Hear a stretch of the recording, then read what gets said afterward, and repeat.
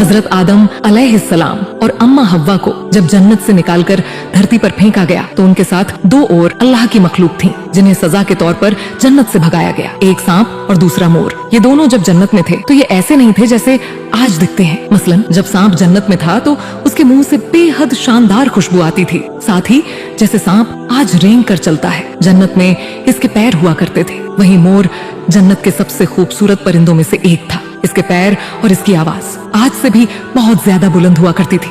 लेकिन इन दोनों ने इब्लीस का साथ देने की वजह से अल्लाह ने इन्हें जन्नत से धरती पर फेंक दिया। इस वीडियो में जानते हैं कि कैसे शैतान चाल चलकर इन दोनों की मदद से जन्नत में प्रवेश करता है और इन सबको जन्नत से बाहर करवा देता है। इब्लीस, जिसे आज शैतान के नाम से जाना जाता है, हमेशा से ऐसा नहीं था। वह जन्नत में रहता था, फरिश्तों के साथ इबादत करता था। वह इतना इबादत गुजार था कि उसे फरिश्तों की बराबरी में रखा गया था। मगर वह फरिश्ता नहीं था, वह जिन्नों में से था जिसे अल्लाह ने आग से बनाया था। इब्लीस को अपनी इबादत पर बहुत घमंड था। वह सोचता था कि उससे बेहतर कोई नहीं। उसे यह लगता था कि अल्लाह के करीब होने का हक बस उसे ही है, मगर उसे नहीं पता था कि उसका इम्तिहान करीब आ रहा है। अल्लाह ने मिट्टी से आदम अलैहिस्सलाम को बनाया। फरिश्ते देखते हैं मगर इब्लीस दूर खड़ा है। उसकी आंखों में जलन और सवालात है। अल्लाह अपनी बुलंद आवाज में कहता है, ऐ मेरे फरिश्तों, मैं जमीन पर एक खलीफा, उत्तराधिकारी बनाने वाला हूँ। फरिश्ते हैरानी से पूछते हैं, ऐ अल्लाह, क्या तू वहाँ ऐसे लोगों को भेजेगा जो खून बहाएंगे और फसाद करेंगे? हम तेरी हम्द और पाकी बयान करते हैं। अल्लाह फरिश्तों को जवाब देता है, जो मैं जानता हूँ वह तुम नहीं जानते। अब अल्लाह ने आदम का पुतला बनाकर तैयार किया तो अल्लाह ने फरिश्तों और इब्लीस को एक हुक्म दिया, आदम अलैहिस्सलाम के आगे सजदा करो। ये एक इम्तिहान था और सब फरिश्तों ने अल्लाह के हुक्म को माना, मगर एक मखलूक ने इनकार कर दिया। वह था इब्लीस। सब फरिश्ते झुके हुए हैं मगर इब्लीस अकेला खड़ा रहा। उसके चेहरे पर घमंड और इनकार था। अल्लाह ने कहा, ऐ इब्लीस, तुझे किस चीज ने रोक दिया कि तूने सजदा नहीं किया? इब्लीस घमंड और जलन से कहता है, मैं उससे बेहतर हूँ। तूने मुझे आग से बनाया और इसे मिट्टी से। फरिश्ते हैरान होकर इब्लीस की ओर देखते हैं। अल्लाह का नूर और गजब बढ़ता जाता है। इब्लीस का घमंड अब उसके विनाश का कारण बनने वाला था। उसने अल्लाह के हुक्म को ठुकरा दिया। वह यह भूल गया कि जिसने उसे बनाया वही उसे मिटा भी सकता है।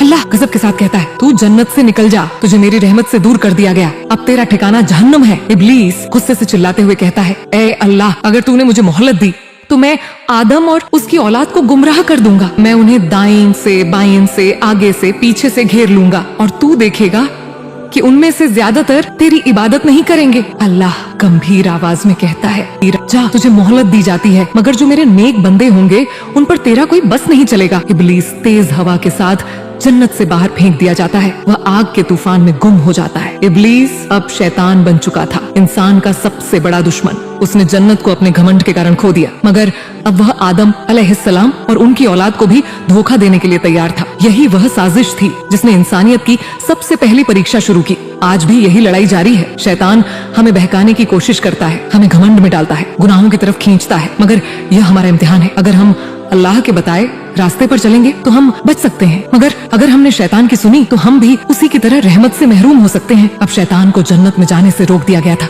वो कहीं भी आ जा सकता था, लेकिन जन्नत में नहीं। उस समय तक इब्लीस को आसमानों तक जाने दिया जाता था, लेकिन जन्नत के दरवाजे उसके लिए हमेशा हमेशा के लिए बंद हो चुके थे। अब धरती पर इब्लीस और जिन्नातों का राज था। ऐसा कहा जाता है आदम से पहले लाखों सालों तक धरती पर सिर्फ जिन्नातों का राज हुआ करता था और उस समय इब्लीस और सभी जिन्नात आसमानों तक सफर करते थे। सिर्फ इब्लीस को छोड़कर बाकी सभी मखलूक जन्नत में ऐशो आराम से रह रही थी। आदम और हव्वा मजे से जन्नत में रह रहे थे। वो जहाँ चाहे जा सकते थे, जो चाहे खा सकते थे। वो फरिश्तों के साथ जन्नत में ऐश से रह रहे थे। लेकिन जल्द ही इम्तिहान की घड़ी आने वाली थी।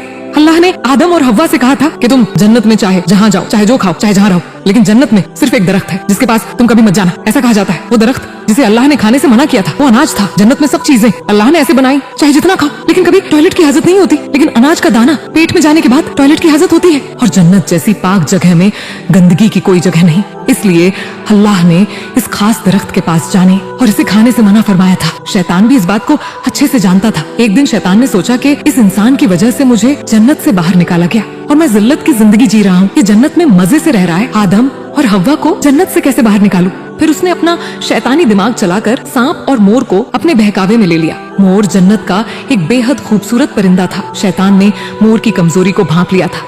वह जानता था कि यह परिंदा अपनी सुंदरता और ऊंचे दर्जे से कितना खुश रहता है। उसने एक मीठी आवाज में मोर से बात करनी शुरू की। शैतान ने सॉफ्ट और चालाक आवाज में कहा, ओ जन्नत के सबसे हसीन परिंदे, क्या तुम जानना चाहोगे कि तुम्हें और भी बड़ा दर्जा कैसे मिल सकता है? मोर की आंखों में दिलचस्पी जाग उठती है। मोर ने गर्व से कहा, और बड़ा दर्जा? मैं पहले ही जन्नत के सबसे खूबसूरत परिंदों में से हूँ।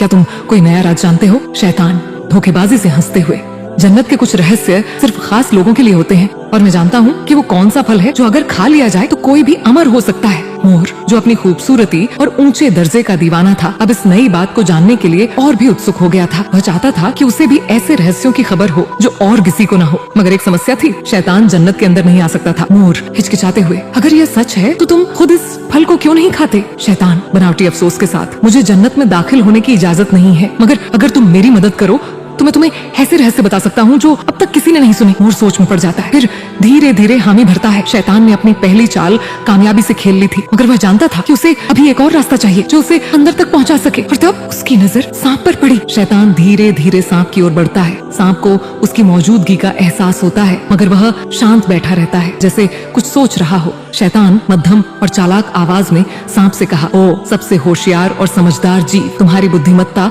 और तुम्हारी चालाकी जन्नत में मशहूर है। मैं तुम्हारे पास एक बहुत बड़ा राज लेकर आया हूँ। सांप ने कहा, राज? मैं जन्नत में रहता हूँ, मुझे हर चीज का इल्म है। शैतान मुस्कुराकर उसे और लुभाने की कोशिश में कहता है, अगर ऐसा होता तो तुम ये भी जानते कि मैं एक ऐसी चीज के बारे में बता सकता हूँ जिससे तुम सबसे ताकतवर और महान बन सकते हो। सांप की आंखें संकरी हो जाती हैं। अब उसकी दिलचस्पी बढ़ रही है। सांप धीरे से फुसफुसाते हुए कहता है, तुम्हारी बातें अजीब लगती हैं, मगर सुनने में दिलचस्प भी। बताओ क्या चाहते हो? शैतान धीरे धीरे सांप के पास और करीब आते हुए कहता है, मैं जन्नत के सबसे खास रहस्यों को जानता हूँ, मगर मुझे अंदर जाने का रास्ता चाहिए। अगर तुम मुझे अपने मुंह में छुपाकर अंदर पहुँचा दो तो मैं तुम्हें ऐसा इल्म दूंगा जिससे तुम सबसे महान बन जाओगे। सांप बहुत चालाक था, उसे यह सौदा पसंद आया। उसने सोचा कि अगर यह सच निकला तो वह जन्नत में सबसे ताकतवर बन सकता है, और फिर उसने अपना मुंह खोला। शैतान धीरे धीरे धुएं की तरह सांप के मुंह में घुसता है। सांप अपनी जीभ लपलपाता है और फिर धीरे धीरे जन्नत के दरवाजे की ओर बढ़ता है। शैतान की चाल अब पूरी हो चुकी थी। अब वह जन्नत के अंदर था, मगर यह सिर्फ शुरुआत थी। असली चाल अभी बाकी थी। जन्नत में आदम और हव्वा को हर तरह की नेमतें दी गई थी।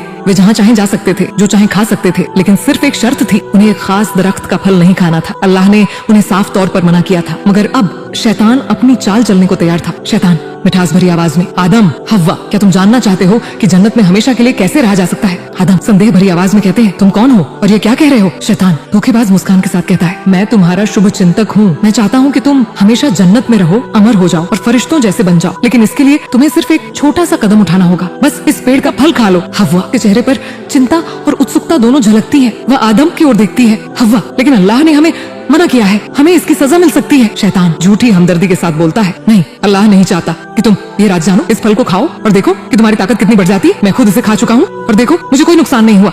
आदम और हव्वा दोनों चिंता में पड़ जाते हैं, शैतान से मना करके चले जाते हैं, लेकिन अम्मा हव्वा के मन में ये बात घर कर जाती है। रात को जब आदम और हव्वा सो रहे थे तो शैतान चुपके से अम्मा हव्वा को जगाता है और उन्हें बहकाने लगता है। धीरे धीरे अम्मा हव्वा शैतान के बहकावे में आ ही जाती हैं। अगले दिन वो किसी भी तरह से बाबा आदम को भी मना लेती हैं। शैतान की चाल अब पूरी तरह काम कर रही थी। हव्वा ने फल को धीरे धीरे तोड़ा, उनकी उंगलियां कांप रही थीं। फिर उन्होंने एक छोटा सा टुकड़ा खा लिया और फिर उन्होंने आदम की तरफ देखा। हव्वा धीरे धीरे आदम की ओर फल बढ़ाती है। आदम कुछ पल सोचते हैं, फिर वे भी फल का एक टुकड़ा खा लेते हैं और उसी पल सब कुछ बदल गया। अचानक जन्नत की हवा तेज चलने लगती है, दरख्त हिलने लगते हैं और एक भारी आवाज पूरे आसमान में गूंज उठती है। अल्लाह की आवाज, आदम, क्या मैंने तुम्हें इस दरख्त से दूर रहने के लिए नहीं कहा था? जन्नत में अचानक सब कुछ बदल जाता है। हल्की ठंडी हवा तेज आंधी में बदल गई है। पेड़ हिलने लगे हैं, पानी की लहरें उछलने लगी हैं। आदम और हव्वा घबराकर इधर उधर देखने लगते हैं। आदम और हव्वा को एहसास हुआ कि उन्होंने एक बहुत बड़ी गलती कर दी है। जैसे ही उन्होंने फल खाया उनकी आंखें खुल गईं और उन्हें पहली बार यह महसूस हुआ कि वे किस हाल में हैं। जन्नत की ठंडी हवा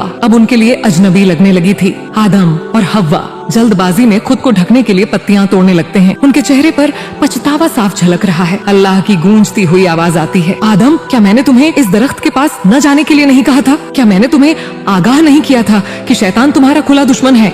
अम्मा हव्वा के चेहरे पर डर, आदम अलैहिस्सलाम की आंखों में अफसोस। वे झुककर अल्लाह की बारगाह में गिर पड़ते हैं। आदम अलैहिस्सलाम आंखों में आंसू लिए रोते हुए कहते हैं, ऐ हमारे रब, हमने अपने ऊपर जुल्म किया। अगर तू हमें माफ नहीं करेगा और हम पर रहम नहीं करेगा तो हम बर्बाद हो जाएंगे। जन्नत में चारों तरफ अजीब सी उदासी छा जाती है। फरिश्ते दूर से यह मंजर देख रहे हैं। शैतान दूर बैठा मुस्कुरा रहा है। उसकी आंखों में जीत की चमक है, मगर यह जीत सिर्फ कुछ ही पलों की थी। अल्लाह सबसे बड़ा है और उसकी रहमत हर चीज पर भारी है।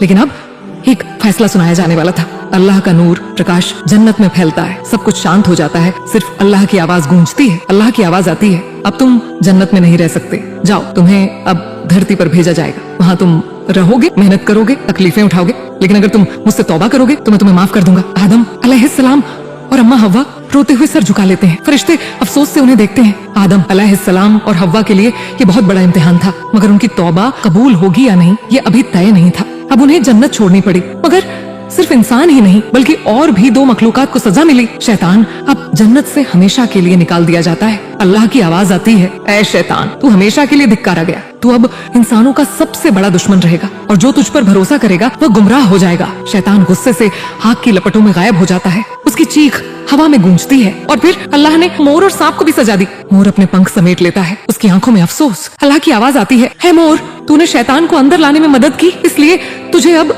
अपनी हसीन आवाज से महरूम कर दिया जाएगा। सांप अपनी जगह से कांप उठता है, उसकी चमकती आंखें डर से फैल जाती हैं। अल्लाह की आवाज, और ऐ सांप, तूने शैतान को अपने मुंह में छुपाया, इसलिए अब तुझे जमीन पर रेंग कर चलना होगा। अब तू जहरीला बनेगा और इंसान तुझसे डर कर भागेगा। सांप जमीन पर गिरता है, उसके पैर गायब हो जाते हैं और वह रेंगने लगता है। अब इंसान को धरती पर भेजा जाने वाला था। जन्नत के आराम से निकालकर उन्हें अब एक नई दुनिया में भेज दिया गया, मगर यह अल्लाह की सजा नहीं बल्कि एक इम्तिहान था। घने बादल छाए हुए हैं, चारों ओर वीरानगी। धीरे धीरे रोशनी होती है और आसमान से दो नूरानी रोशनी के गोले नीचे गिरते हैं। जन्नत की सारी नेमतों को छोड़कर अब आदम अलैहिस्सलाम और अम्मा हव्वा एक नई जगह पर थे, धरती, जहाँ पहले कभी किसी इंसान ने कदम नहीं रखा था। ये कोई आराम की जगह नहीं थी, ये इम्तिहान की जगह थी। एक बड़ा रेगिस्तानी इलाका दिखता है, एक तरफ हरे भरे जंगल, दूसरी ओर ऊंचे पहाड़ और कहीं कहीं सूखी जमीन। आदम अलैहिस्सलाम अकेले खड़े हैं, अम्मा हव्वा कहीं और हैं। वे दोनों एक दूसरे को खोज रहे हैं। जब आदम अलैहिस्सलाम और अम्मा हव्वा को धरती पर उतारा गया तो वे अलग अलग जगहों पर थे। हव्वा को जद्दा, आज का सऊदी अरब में, और आदम अलैहिस्सलाम को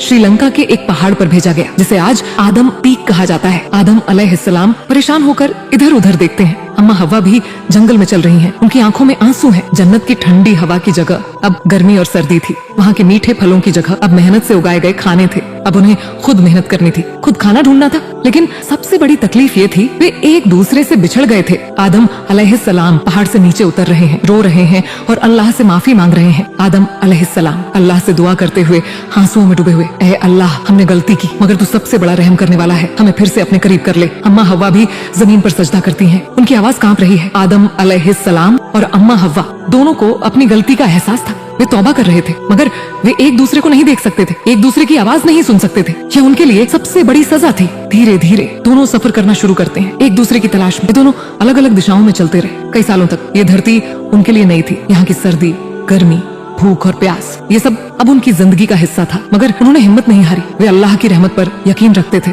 कई साल बीतते हैं, दोनों सफर करते रहते हैं। फिर एक दिन एक बड़ा पहाड़ दिखता है, ये अराफात का मैदान था। कई सालों की तकलीफों के बाद आखिरकार अराफात के मैदान में आदम अलैहिस्सलाम और अम्मा हव्वा फिर से मिल गए। हव्वा दूर से आती है, आदम अलैहिस्सलाम उनकी ओर भागते हैं। दोनों की आंखों में आंसू हैं, मगर इस बार ये आंसू अफसोस के नहीं बल्कि खुशी के हैं। अब धरती पर इंसानी जिंदगी की नई शुरुआत हो रही थी, मगर ये जन्नत नहीं थी, यहाँ मेहनत थी, इम्तिहान था और सबसे बढ़कर अल्लाह की रहमत थी। आदम अलैहिस्सलाम और अम्मा हव्वा सजदा करते हैं, अल्लाह का शुक्र अदा करते हैं। अल्लाह की आवाज आती है, तुम्हारी तौबा कबूल की जाती है, मगर अब तुम और तुम्हारी औलादें धरती पर रहेंगी, यहाँ तक कि तुम मेरे पास लौट आओ। जो भलाई करेगा वह मेरे करीब होगा और जो गुमराह होगा शैतान उसका साथी बनेगा। और इसी तरह इंसानों की जिंदगी धरती पर शुरू हुई। ये सिर्फ एक कहानी नहीं थी बल्कि एक हकीकत थी, एक इम्तिहान की शुरुआत जो आज तक चल रही है। अब ये हम पर है कि हम शैतान की चालों से बचें या उसी गलती को दोहराएं। अगर आपने वीडियो यहाँ तक देखा है तो आपको जरूर पसंद आया होगा। हो सके तो हमारे चैनल को सब्सक्राइब कर लें और इस वीडियो को अपने दोस्तों को